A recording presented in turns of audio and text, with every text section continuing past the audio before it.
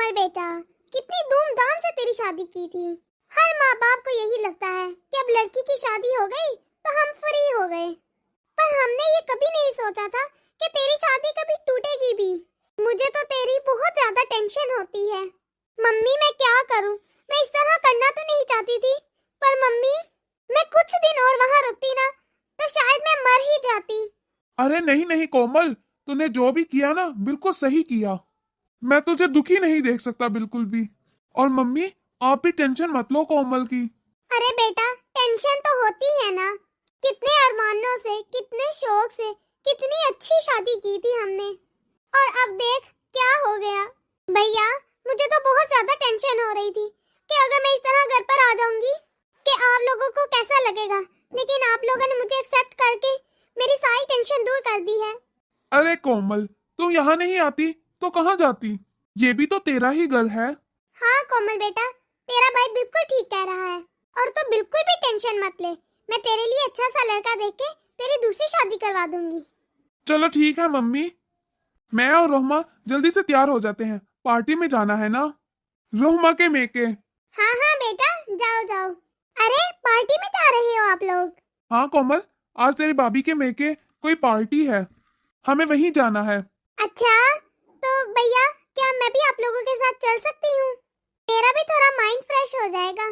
अरे हाँ हाँ, क्यों नहीं, चल। वैसे भी वहां लोगों से मिलेगी जुलेगी, तेरा माइंड फ्रेश हो जाएगा। जा, तू भी तैयार हो जा। ठीक है भैया।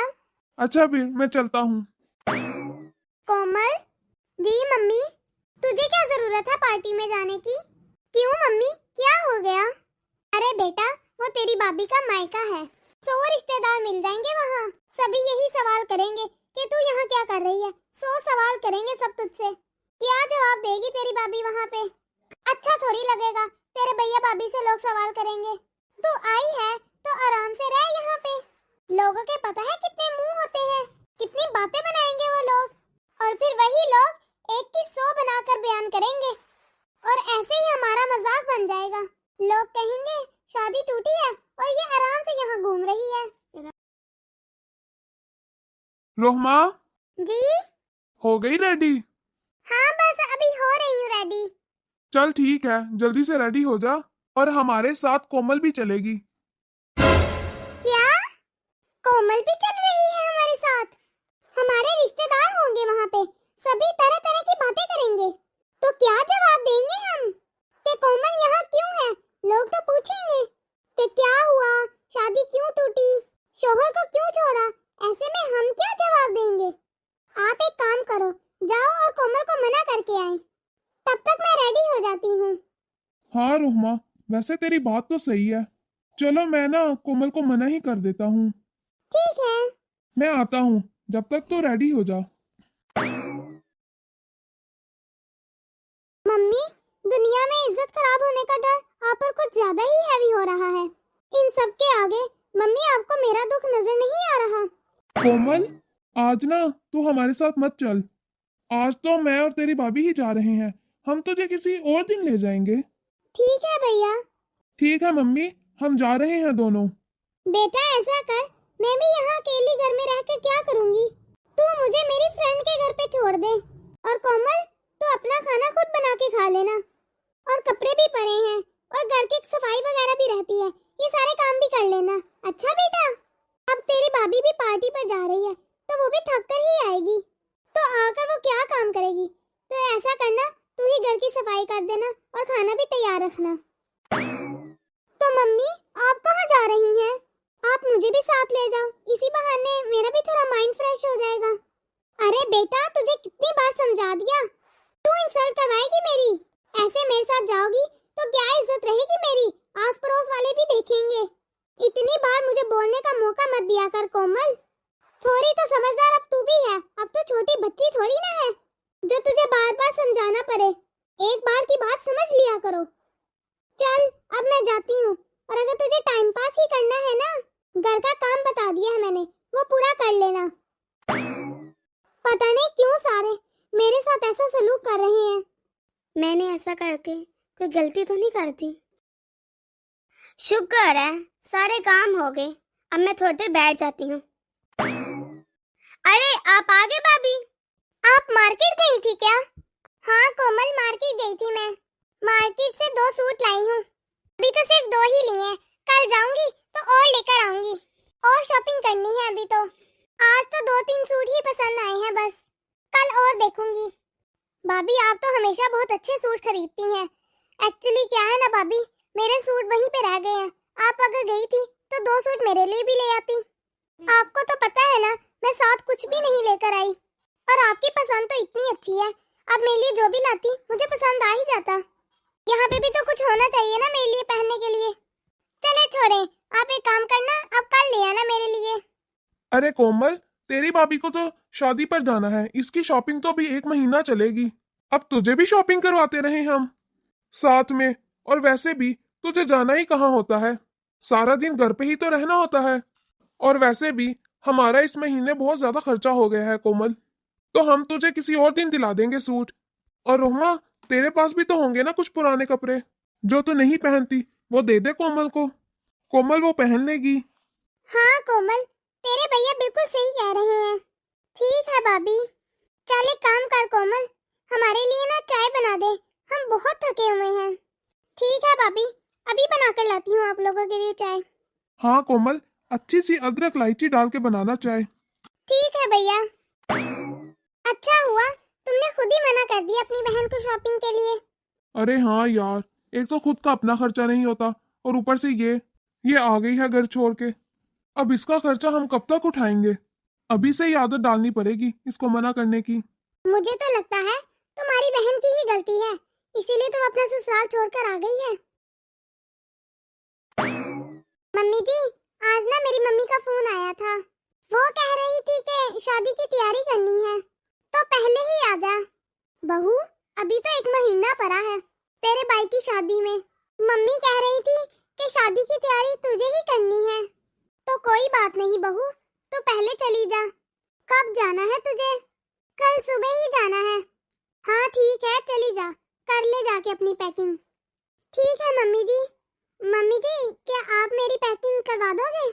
हाँ हाँ बहू, चल करवा देती हूँ मैं तेरी पैकिंग।